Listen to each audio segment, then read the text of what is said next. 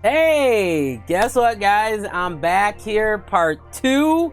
Of course, it is me, my crazy, messy ass alternative adult book snob here, Amira Blaze. Welcome back, guys. Bookshade, right?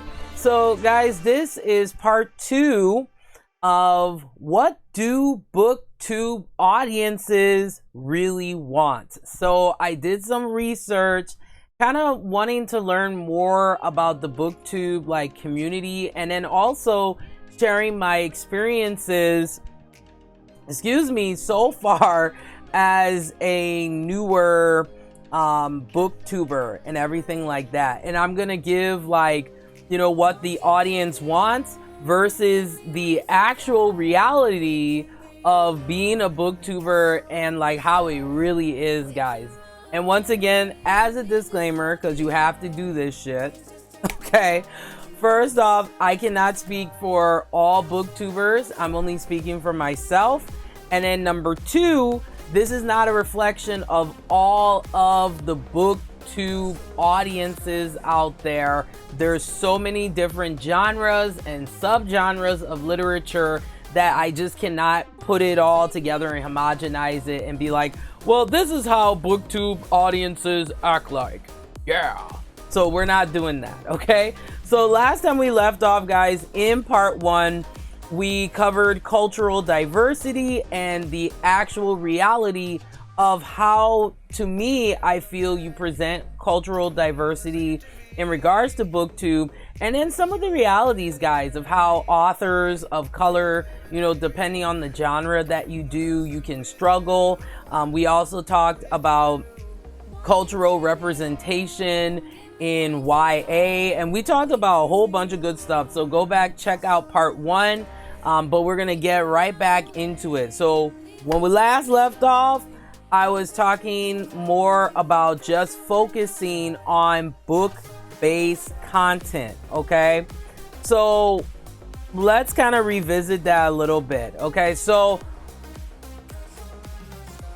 just focusing on book-based content, it's kind of difficult, guys, because at the end of the day, you guys as our audience dictates sometimes the movement of how we move as booktubers. So if you leave a comment as an example and say, hey, Amira, I love it when you talk about, lifestyle, or I love the makeup that you wear. Oh, hey, we have Naite. You're round two, welcome. And Naite says, hello, welcome back to the program here. All right, let's continue here. So, if you leave a comment saying, hey, I think you should do more of this, or, here's some book recommendations, as a booktuber, I'm going to take a very active approach to that. And, maybe it's me making a list of ideas and things like that. Oh, and Naite says, why every time I do a live episode, apparently you are going to bed. Well, hey, this is the good part, about what I do, is you can always go back and watch the replay. So, but I appreciate you even coming and saying hello. So I appreciate that. But let's continue here, my friends. So if you leave a comment, I'm going to take an active approach to, incorporating that into the program, besides, myself coming up with ideas and stuff like that.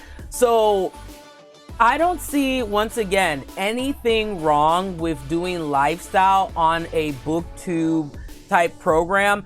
I just feel as long as your focal point goes back into BookTube and talking about books, or, just adding some different innovations to it, there's nothing wrong with that.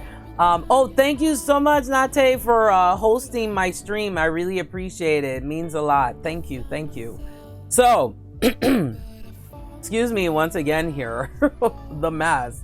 But no, that's the reality, guys, is that as booktubers, part of our responsibility is listening to you guys, because you guys are taking time out of your day to watch our programs, watch our videos, and that audience participation, for me, is what continues for me to do, to do what I do, So in regards to just focusing on book-based content, a lot like what I'm seeing now in the BookTube community, it's kind of like a hybrid, and that's because you guys partially as the audience is adding to that innovation. You want to learn more about us, and that's what brings in that lifestyle component.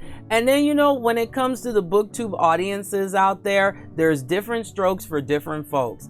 Some people like booktuber makeup channels, where it's a program focusing, talking about books and beating your mug. There are people who are commentary, where they just strictly focus on discussion of maybe the culture of BookTube or just the nature of the literary arts. There are people who focus on doing interviews with authors.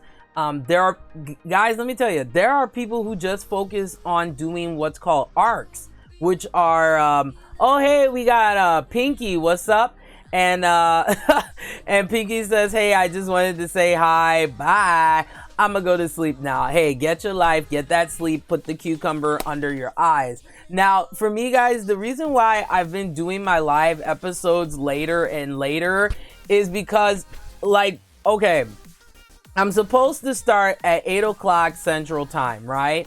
And I'm ready to go, and then someone's like, hey, Amira, I need you to do something. And I'm like, and then today, guys, I'm not gonna lie, no bullshit, I was reorganizing my room today. I have another video I have to shoot with my what I'm currently reading right now, and some new books that I got as well. So so that's what's been going on, is that it's like every time I'm trying to be like professional, someone wants me to do some shit, and it's like, so the only time I really have now to do this with no interruptions is really, really fucking late night, which sucks for me because then I'm up all hours of the morning.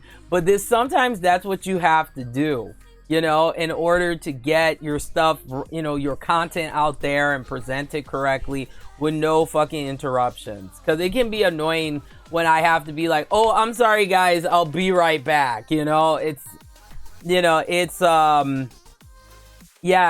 kind of annoying, so yeah, it's really, really annoying. All right, so let's continue here, guys, getting off track here. But yeah, nothing wrong with the book-based content. I think it's really contingent on what is being presented. And you guys as the audience, you guys are going to dictate what works right for you at the end of the day. All my job is, as a booktuber, is to present the things that I enjoy. And then you guys as the audience respond to that. Like, that's it.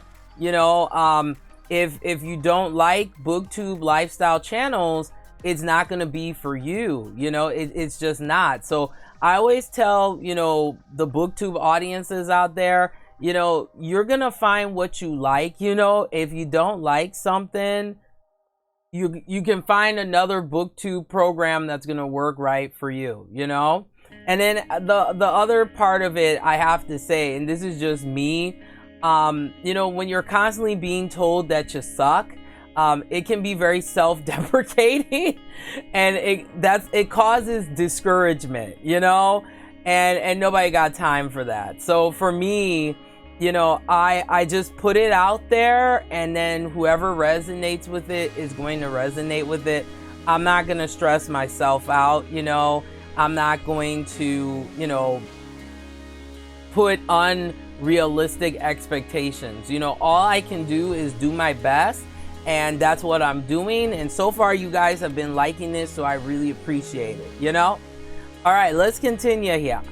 So next is reduce the amount of life updates. Okay, so this is nothing new.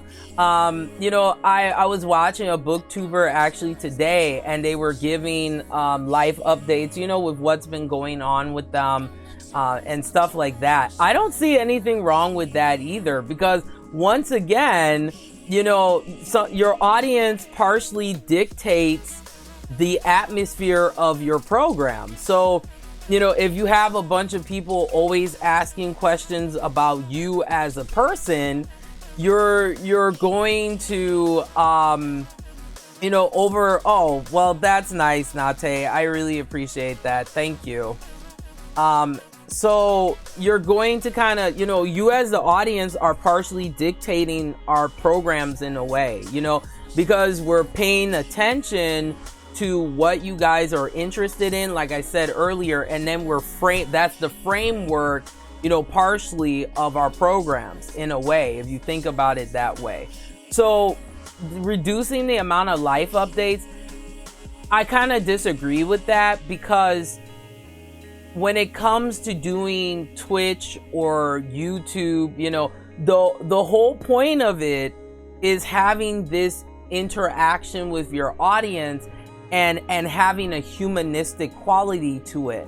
So if I say, let's say like what I did today, where I talked about, hey man, I'm so sorry that, you know, I'm late or something, you know, shit went down. I think that's absolutely fine, because it makes you like relatable, not in an artificial way, in a realistic way. So that one I will have to politely disagree with. Okay, now another point here is a combination new and older book series. Okay, so what this is inferring to is something that's been kind of perplexing for me as a new booktuber, and something honestly I struggle with, and that is this battle between, do I cover new book series and be relevant like that and keep up with it, or do I cover older series that are, you know, excuse me, fan favorites, or do I do a lather of both, which is what most people do on BookTube.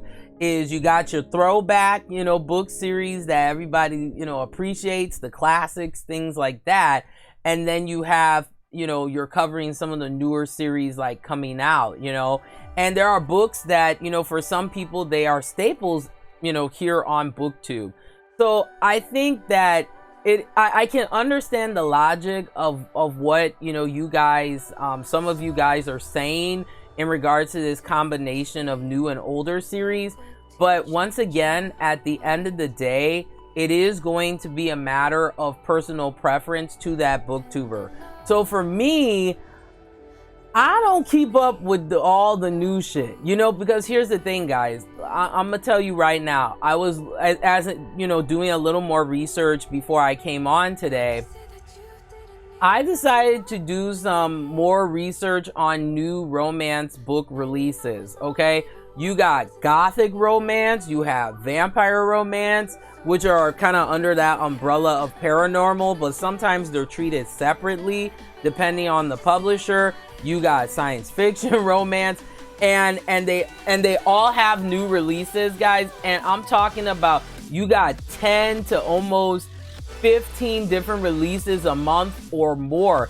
And this is not even including physical releases. We're talking about digital releases, ebooks, that kind of thing. So it can be really overwhelming to kind of trying to keep this equilibrium of the old versus the new. Now, at the end of the day, if you're going to think about, you know, media or the literary arts from a mainstream standpoint, honestly, yeah, you want to cover the new stuff, because the new stuff, you know, and stuff that's popular, because it is going to gravitate more people to check you out, you know. But here's the other thing, and I would say of all the different audiences out there, booktuber audience, like you guys as the viewers, y'all not about the bullshit. Like booktube audiences, booktube viewers, you guys really want for us to present things in an intelligent and intellectual way that is our personal style, right? And then on top of that, and this is just me, when it comes to the old and the new, you kind of have to keep up a little bit with the newer series, because people come to BookTube for a variety of different reasons. But one of the main reasons I've noticed is because they're trying to get the book news, you know, the literary news, and trying to find out what is current in regards to the book culture right now. And right now, once again, like I said yesterday, it is YA. YA, guys, is the business right now. Like, it's been like that ever since Harry Potter came out and all hell broke loose with that. You know, super popular, you know, to the max. And Lord of the Rings, which is not a YA series to me, because it's a little more complex than that, to be, you know, even though they do have like YA content for J.R.R. Tolkien, but I really think like once you kind of get deeper into Lord of the Rings, it has more of an adult approach to it in regards to the philosophy, but that's a whole separate video in my opinion, okay? But yeah, that's gonna be a struggle for some booktubers, especially when you're new.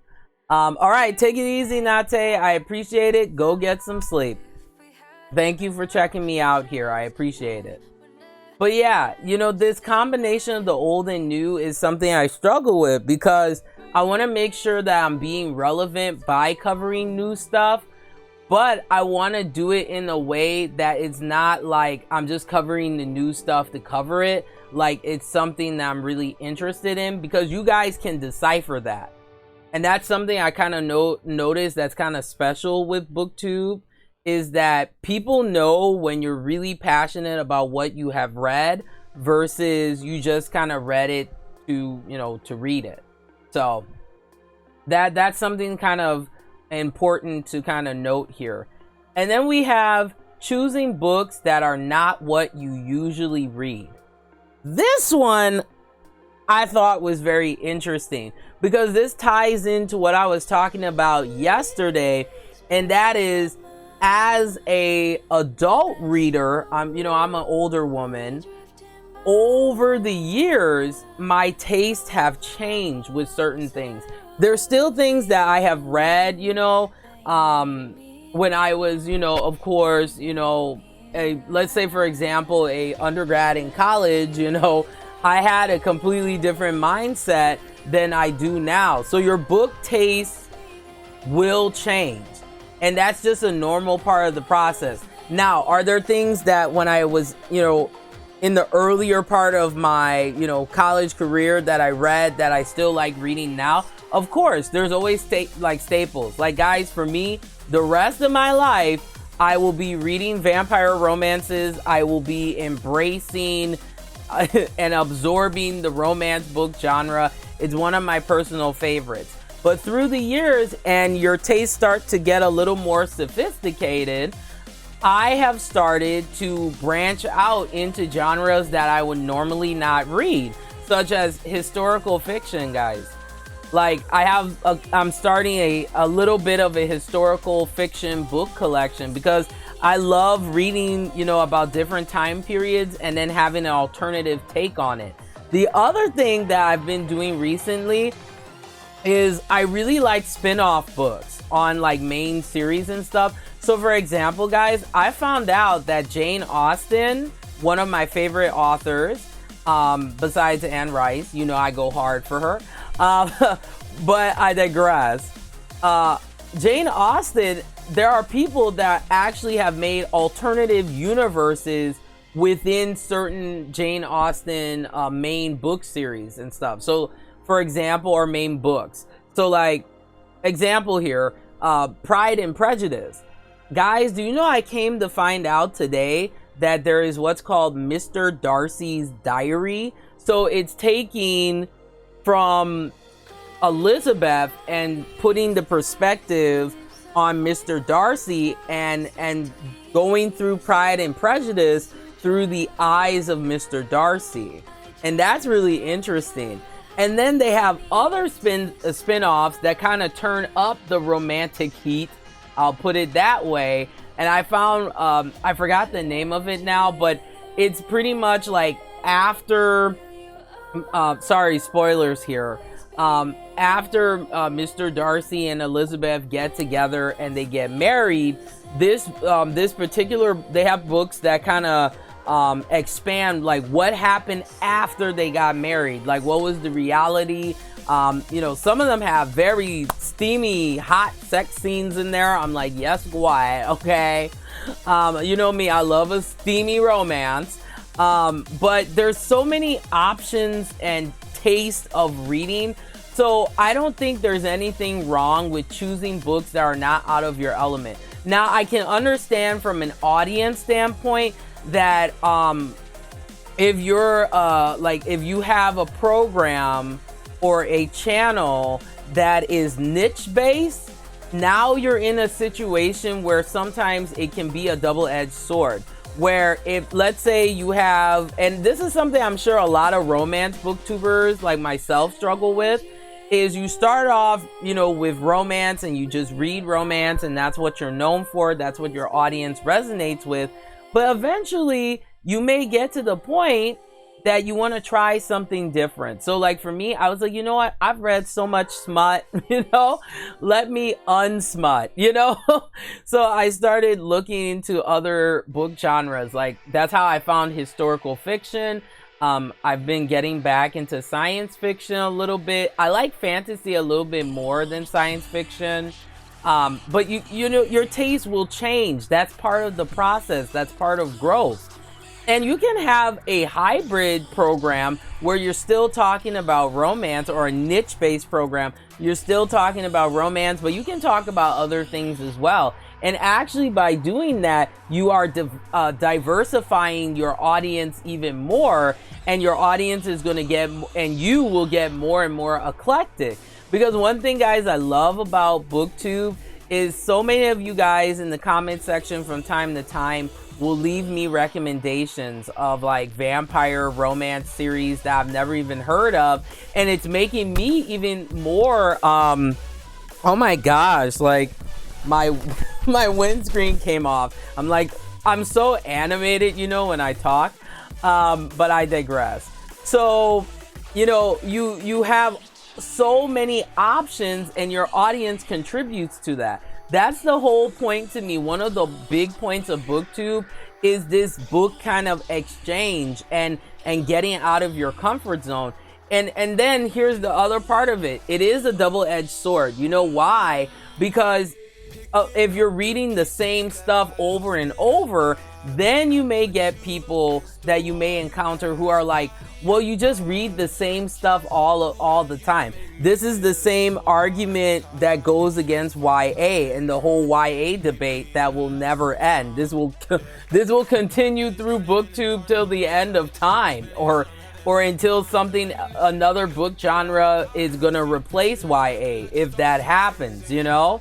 So it's just this it's this cycle of like trying to figure out like, okay, how can I make my audience happy and make myself happy? And you know, it can be kind of difficult, you know, and sometimes I put stress on myself because, you know, I want to give the best quality, you know, that I can with my show, you know, and doing that. But when, you know, stuff like that is being said to you, like, oh, you know, you're always reading YA, why don't you read something else? Then you read something else, then you have someone be like, okay, well, you're reading this now, why don't you go back to YA? And then you're like, I want to pull my hair out.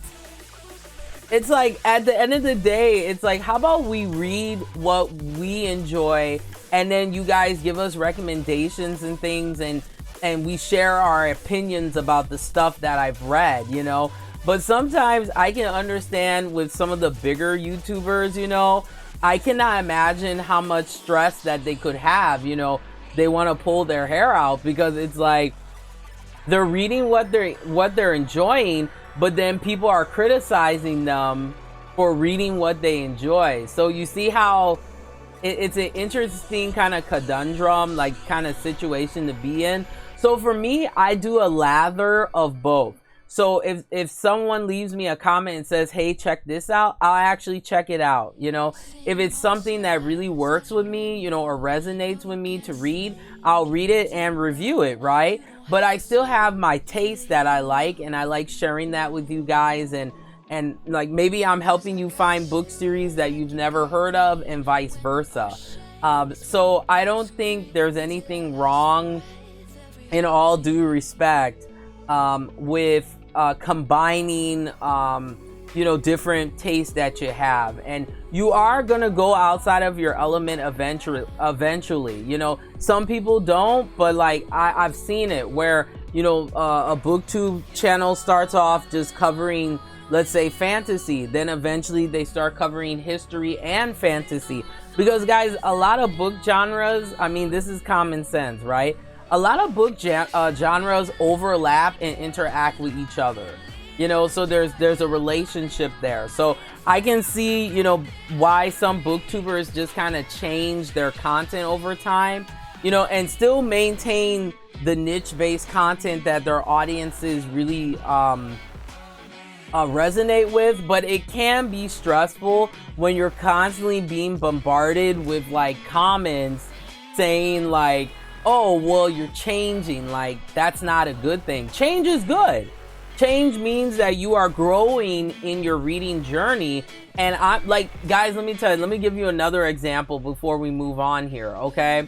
So I never, before starting BookTube, I never read historical romance. The only, I would say the only historical romance or historical, just anything was like Dracula. That was the closest I got to like historical romance. But now I started checking out other booktubers that specialize in historical romance. Like, for example, I forgot her name now. That's so bad. Excuse me here. So, or I'll check out people like, for example, Peace Love Books, and seeing what type of books that she's enjoying. And then I take that and then incorporate it into like my taste. And then I find things that individually I resonate with, that's how I found out about Black Dagger Brotherhood, is because of people like Peace Love Books and many others. So I'm still learning my way around, the community. So, I'm still learning about different booktubers and stuff. So I'll get better. There's a lot to learn. Okay.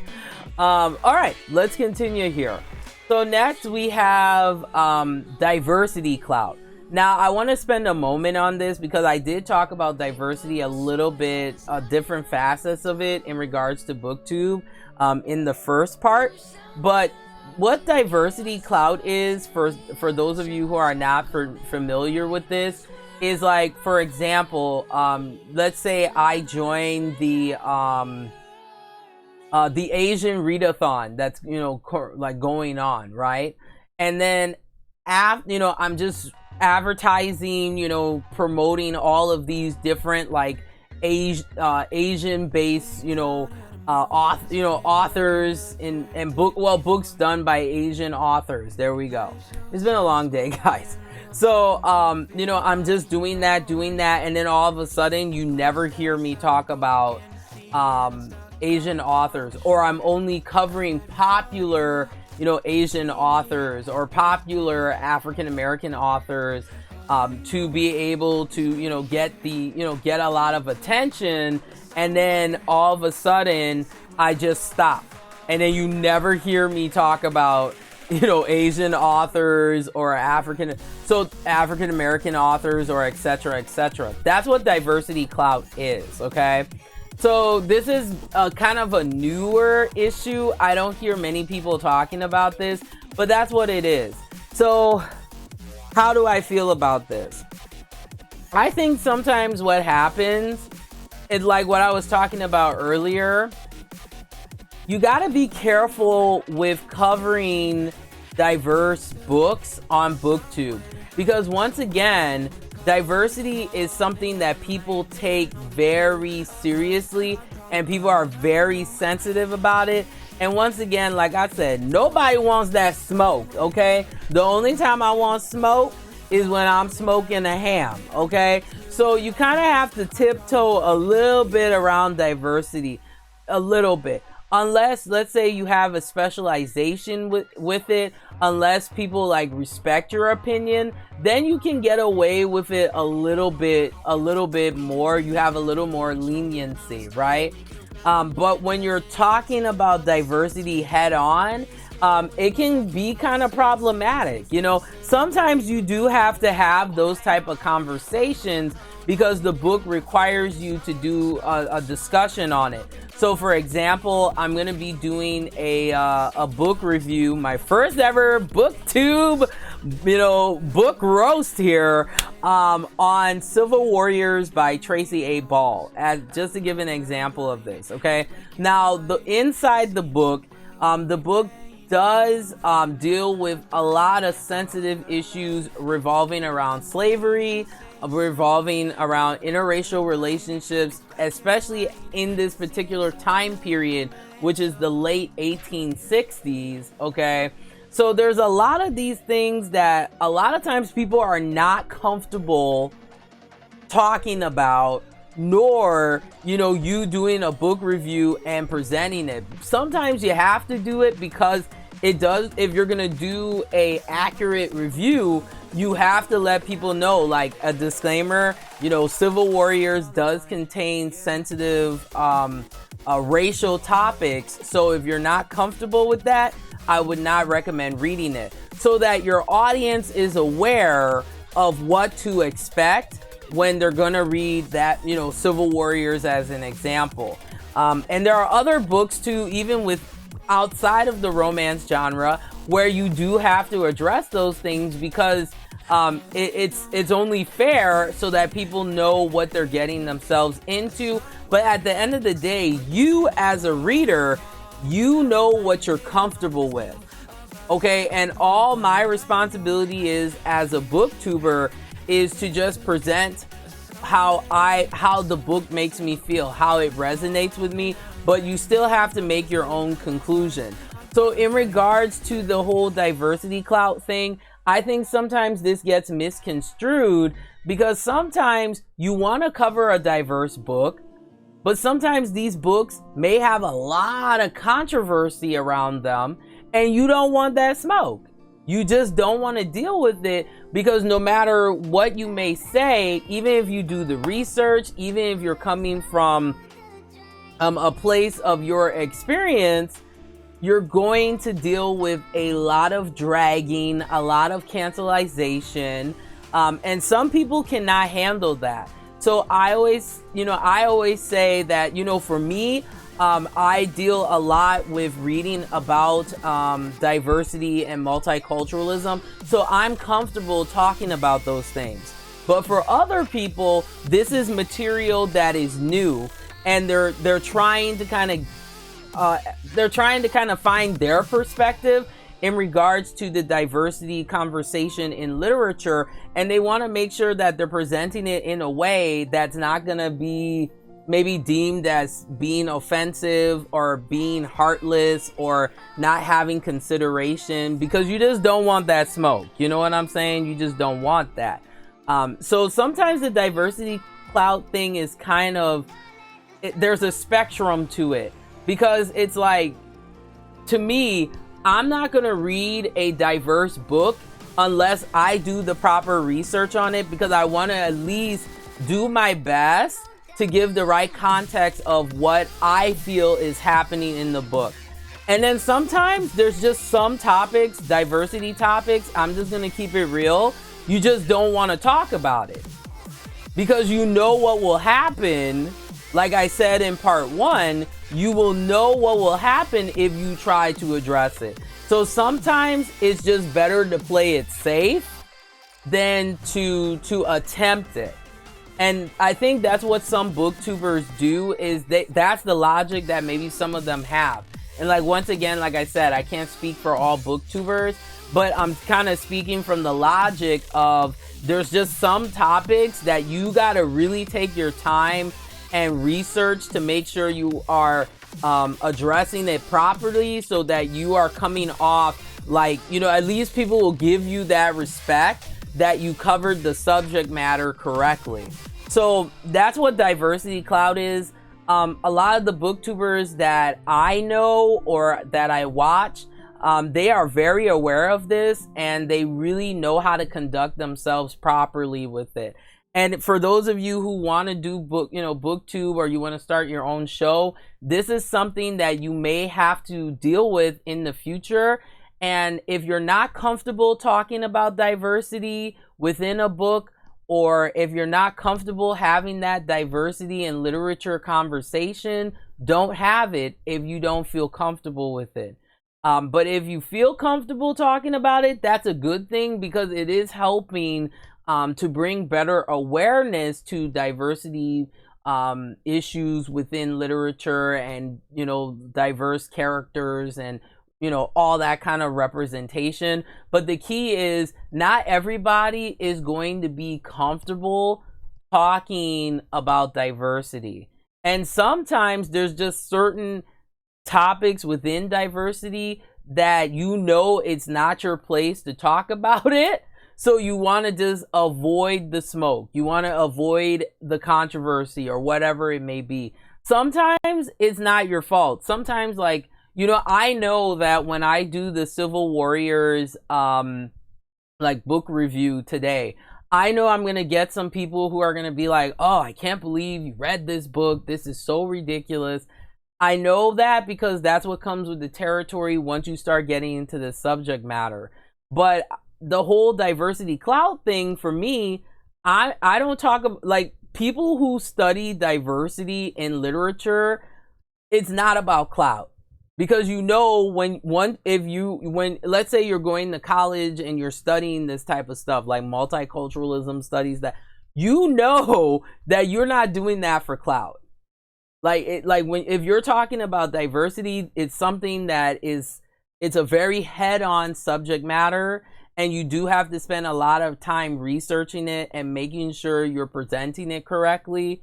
And at the end of the day, you can present it, and it can still be taken out of context, but at least you have done your best to talk about the subject matter the best professional way that you can. So, with the whole diversity clout thing, we have to distinguish that. We have to distinguish the difference between someone who may not be comfortable talking about diversity, versus someone that's like, okay, I'm going to read all these diverse books, and then after that, it's just not my thing.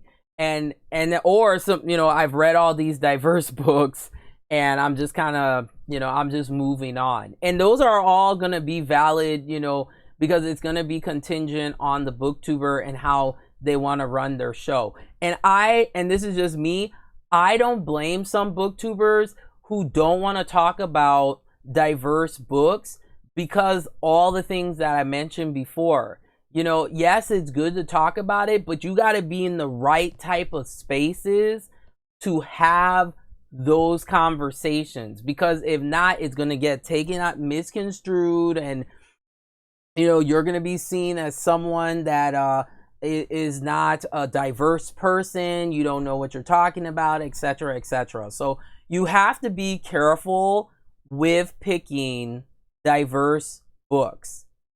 There's so many different spectrums of diversity, but I would suggest, if you're a new booktuber, please do your research before covering a diverse book, because there could be the possibility that you could encounter backlash, because of it could be the subject of the book, or some people may feel that it's not your place and all this stuff. So you kind of have to be prepared for that.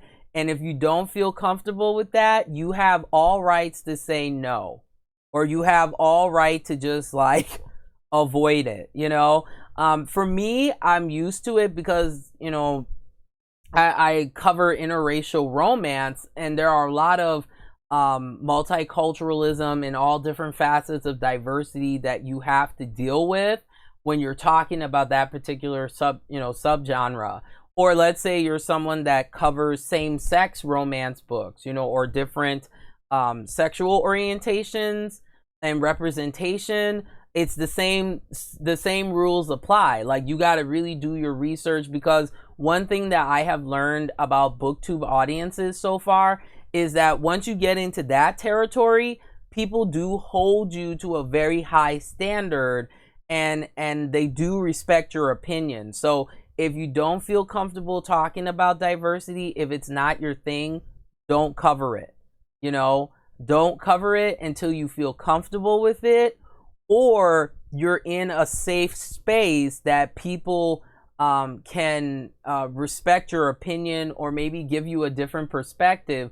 But when you're talking about diversity, you always want to be in a space where you're comfortable to talk about it. You know, a lot of times with diverse books, you know, if you're just talking about it in general, it can be it can be cumbersome, and it can be very difficult. So I would be very, very wise, and please be careful covering diverse books, or covering books like, for example, dark romance is another example of that. You know, you cover a certain dark romance book, and, you know, let's say you didn't do enough research on it, and it can happen in general where, you know, people can get offended. That's just the nature of the beast, and that's not your fault. You know, if you got people being offended, that's because they're offended, and all you can do is you just present it the way that you feel is appropriate on that context. But I notice with BookTube audiences, like the viewers, they can distinguish if you really have done the research to talk about the subject matter versus just kind of talking about it in a general sense.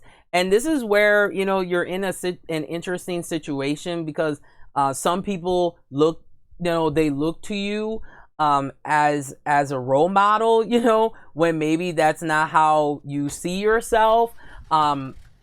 You know, so these are things that you have to consider, not to scare people from doing BookTube, because BookTube is awesome, but I wanted to give a realistic approach once you get into that type of subject matter. You know, if you're just covering the surface, like YA and stuff like that, you know, unless it's like a popular series or a book series that's like controversial or something, you're usually fine.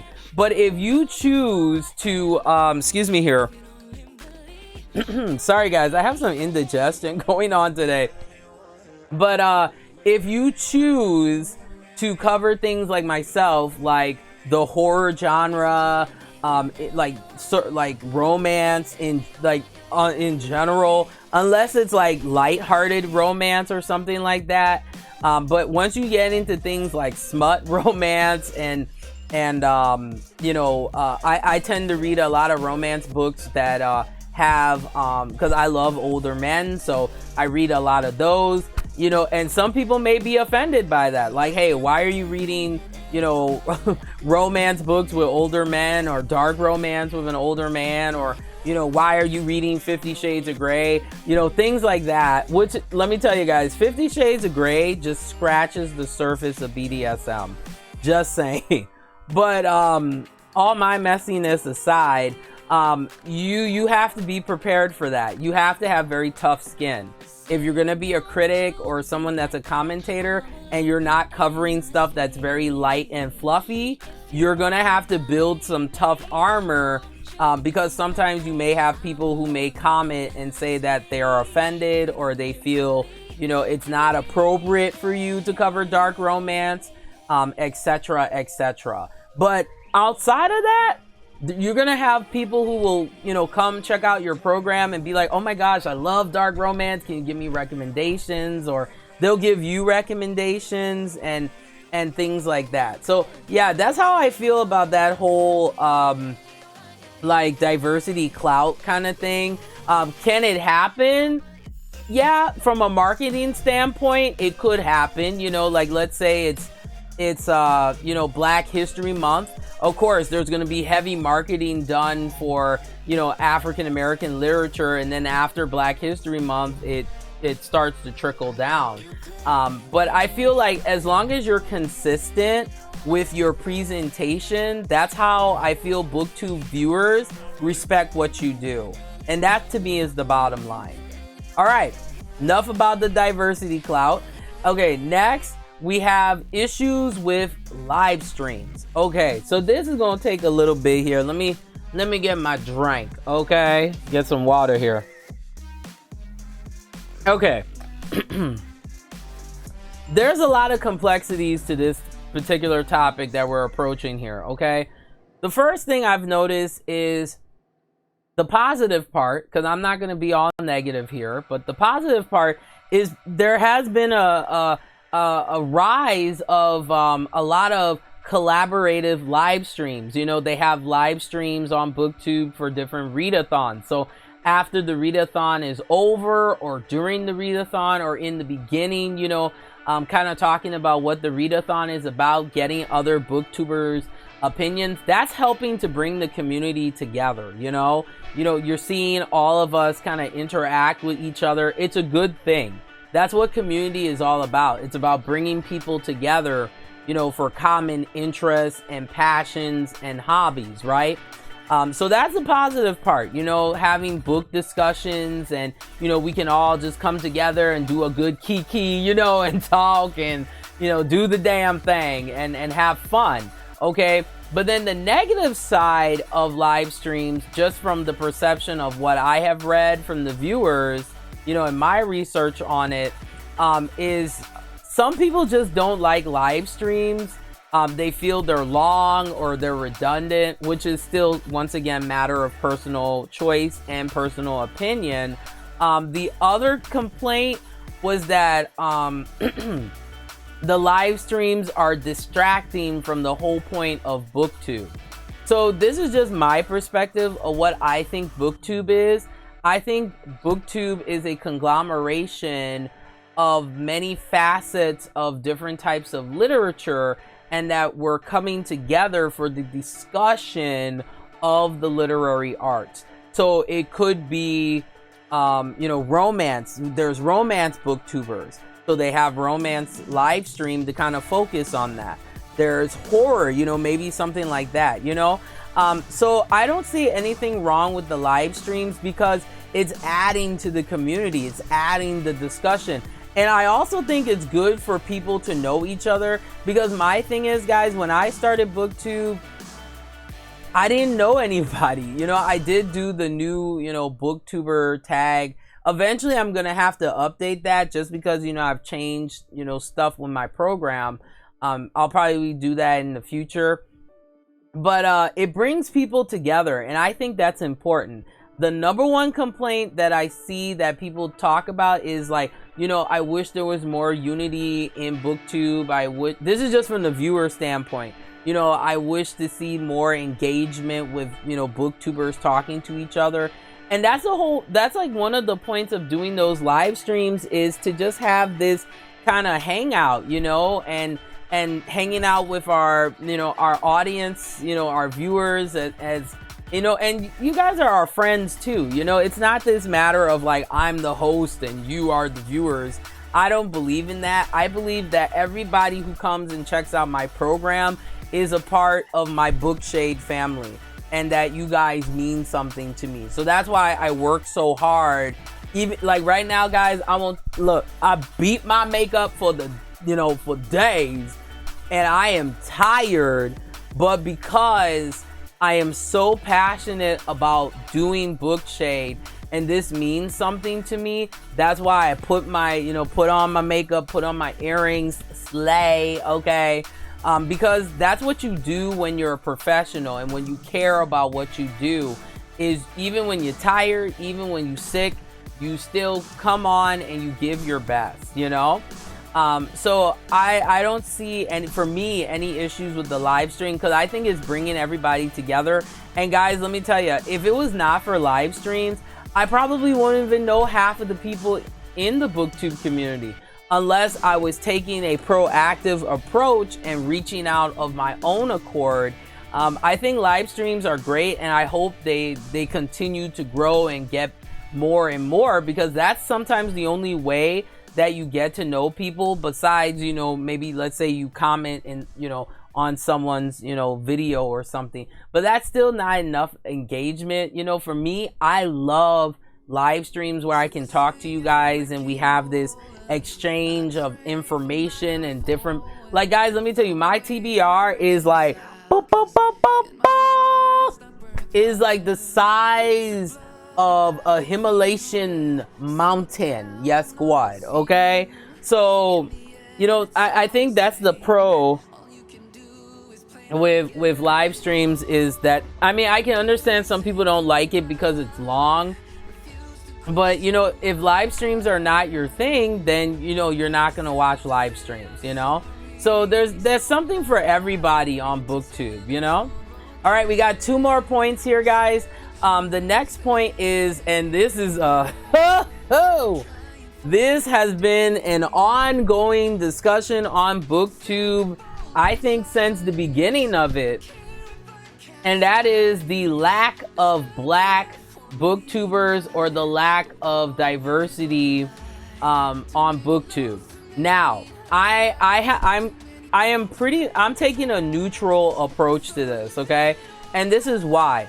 Because on one hand, there is a lack of black of black booktubers, and I think the reason why is because some of it may be that maybe these black readers have not been exposed to BookTube yet, or they don't know what it is.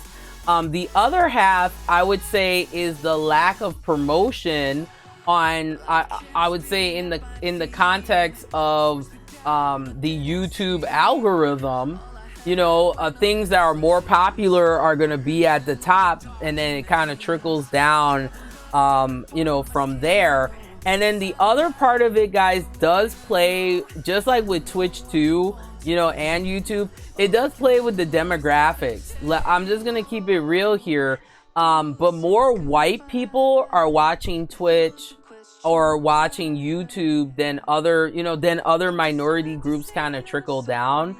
You know, so that's one part of the argument. My perspective on it is that people are still getting used to seeing minorities doing things that normally people would not see minority people do in regards to hobbies and interests. And like the last time I mentioned, it's all about the access, guys, of literary education. Okay. Like I said, for me, guys, I have been so blessed that I had exposure to libraries, and that's what caused my interest in reading. But for some of us, you know, where you grow up, you don't have a library. You lucky if you can even get a Kindle to read a book. You lucky your the facility that you go to read even has the up-to-date books and things, you know. So some people go through that type of situation, you know. I've always said this, but you know, privilege equals access, guys. Like, that's the honest truth. You know, the more accessibility you have, the things that can make your life better, that's the better your life is gonna be. And sometimes as minorities, that's not always the case. Are there exceptions to the rule? Definitely, you know. But for many of us, like, you know, we may have not had the most up-to-date books and things like that. You know, and just from my experience, I've seen more white people watching YouTube and stuff. Not saying that black people don't, but it's not at the same kind of numbers. So I think that also adds into that discrepancy for minority groups, you know. Now, I would say two minority groups that are doing very well in regards to this is more on YouTube kind of thing, because with Twitch I'm seeing a lot of, you know, it's pretty even kind of across the board in a way. Not a lot of minorities, but it's a little bit better than I would say with YouTube though. But this is just my view on it. Yeah, I see more white people watching YouTube than minorities.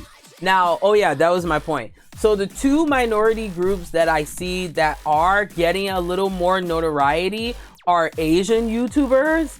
There are so many Asian YouTubers, and they have a very tight-knit community. Even Asian YouTubers on Twitch too. They are very tight like that, you know. So I think that's the other part, is that you know, the support for minorities on YouTube and Twitch. I think once those numbers start to rise, then I think we'll see that type of representation rise, you know.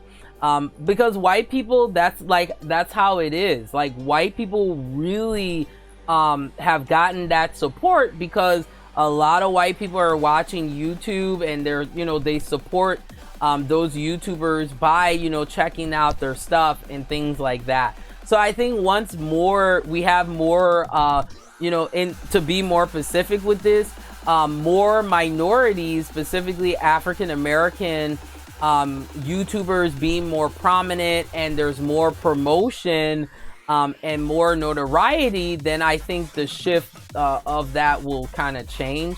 Now, on the other side of this argument, the lack of black booktubers, I don't think is kind of true anymore, though, because there are a lot of, like, especially, this is, maybe I'm just talking from the romance standpoint, but I do see a lot of African American, specifically women, reading romance.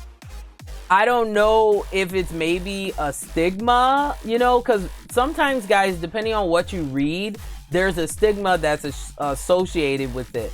So, for example, romance, the romance genre, it definitely has a stigma. It's sometimes it can be seen as primitive. Sometimes it's always associated to, like, the smut kind of stuff. So I think that's it too, because, like, and this is just me, you know, I would be reading a romance book, and then my friends are like, why are you reading that?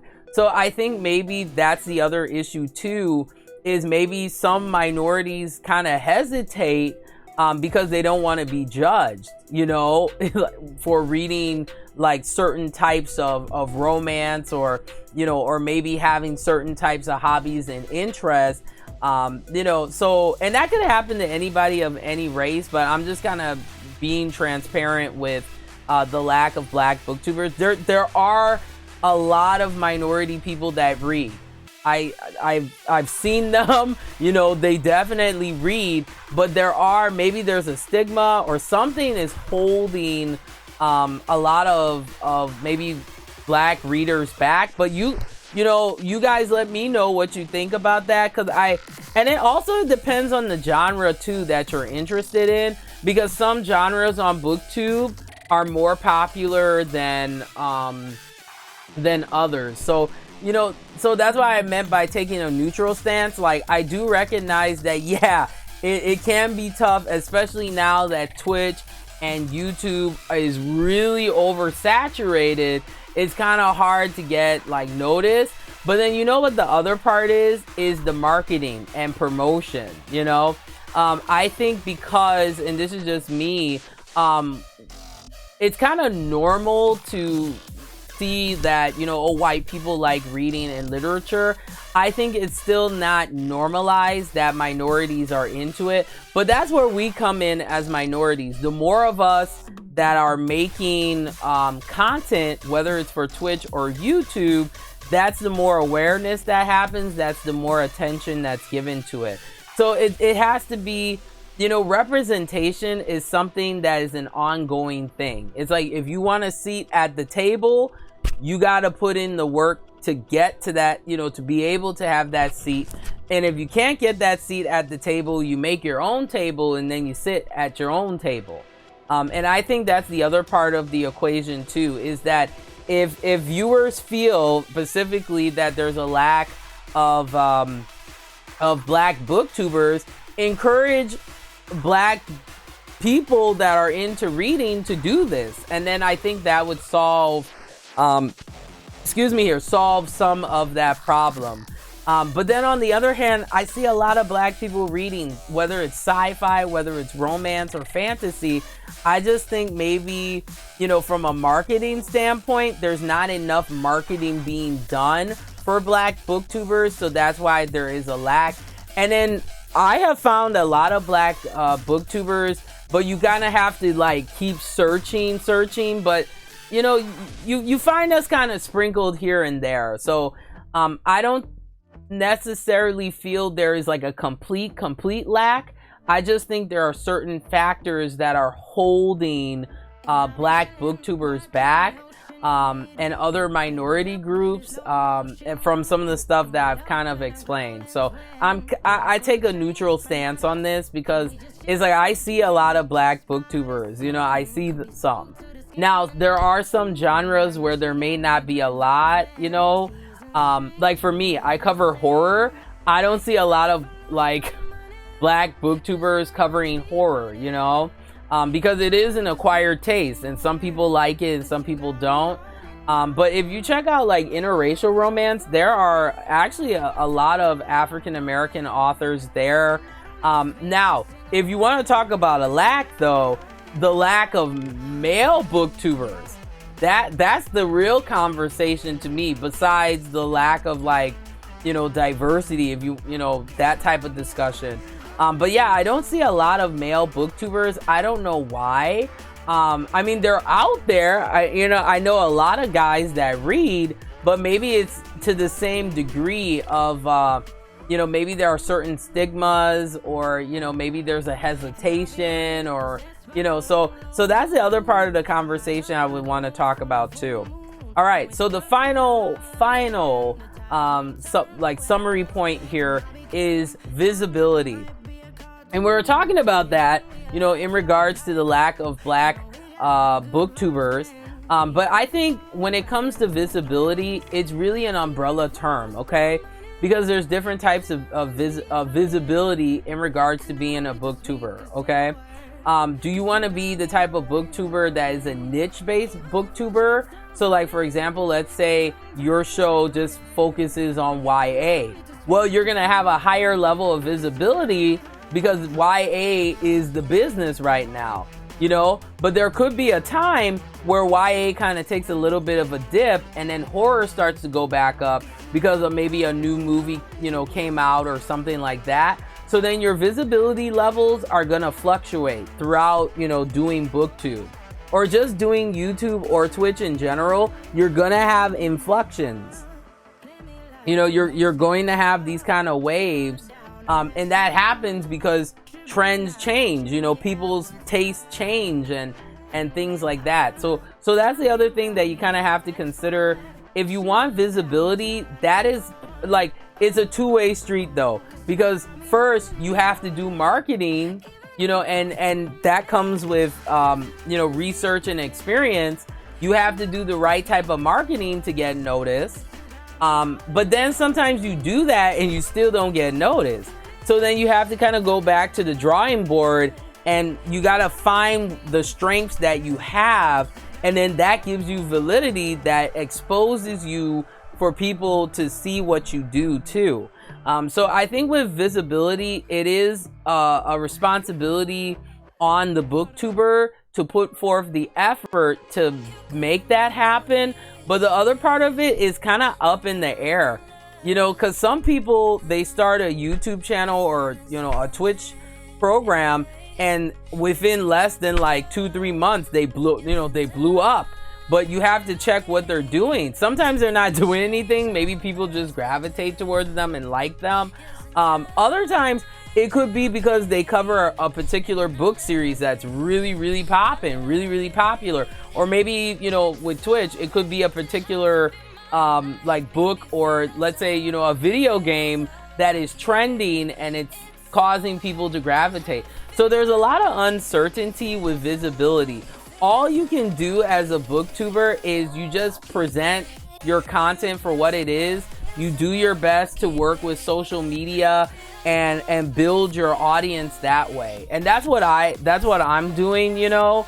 And then also sometimes it just depends on your personality. You know, some people like certain personalities, or certain, maybe you know, there's a look to you that people like, or maybe not like. In my case, you know, sometimes I get called fat and ugly and all this shit because I'm a bigger woman, you know, but I'm secure in myself now to know that I am really fucking sexy. Get your life. So no, but you kind of have to have that mindset if you're gonna, do this. You have to have very tough armor. Because sometimes there's just gonna be people who want to say something nasty to you just to kind of like bring you down. So in regards to kind of sum it up here, in regards to visibility, it is going to be contingent on you and also how your audience, resonates with you. And it's going to be sometimes a lot of trial and error until you find that rhythm. And then things start to, your channel starts to grow, your Twitch stream starts to grow. So you just got to keep working hard and applying yourself, and you will find that success. Sometimes, like for me, I am I'm an older woman of color. Now, my chances of blowing up like that, could it happen? Who knows? That would be great though, no bullshit. but I know, that YouTube and Twitch is not for someone like, like me like that to get super, super famous like that. Are there exceptions to the rule? Yeah. But I have to be realistic with myself to know that, I'm at the bottom. I got to work my way up, I have to get better with my presentation or the books that I read and things like that. But the core of what I do, guys, is always being sincere. And I think at the end of the day, guys, to conclude this video today, this episode today, is I think when it comes to the BookTube audience, the viewers, I think at the end of the day, what they expect of us is just to be ourselves, and to make a show that makes them want to come back, day after day, week after week, month after month, So don't put any pressure on yourself. To those of us who are new, I was putting a lot of pressure on myself. I'm like, okay, all right, so I got to learn all the terminology and things. That'll come naturally with time. Like, I know what TBR is, I'm still learning the tropes and things like that, but I feel like, what I do, as long as I'm happy with it, and my audience resonates with it, that's all that matters. Don't put that pressure on yourself. So there we go, guys. That is the end of two-part episode here of what do BookTube audiences really want. In that vicious comment section below, get your life, okay? No. Let me know, guys, what are some of the things that you feel as a BookTube watcher that you really want from us as booktubers. I'm just curious. I'm a very inquisitive person. And then the other part of this too is, let me know what you think about the current state of BookTube. Do you love it? Is it not your cup of tea?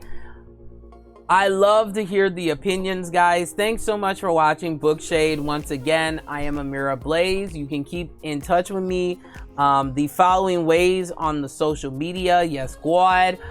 You can check me out on Twitter and Instagram, which is Bookshade #1. All right. So thanks so much, guys, for watching. I appreciate it.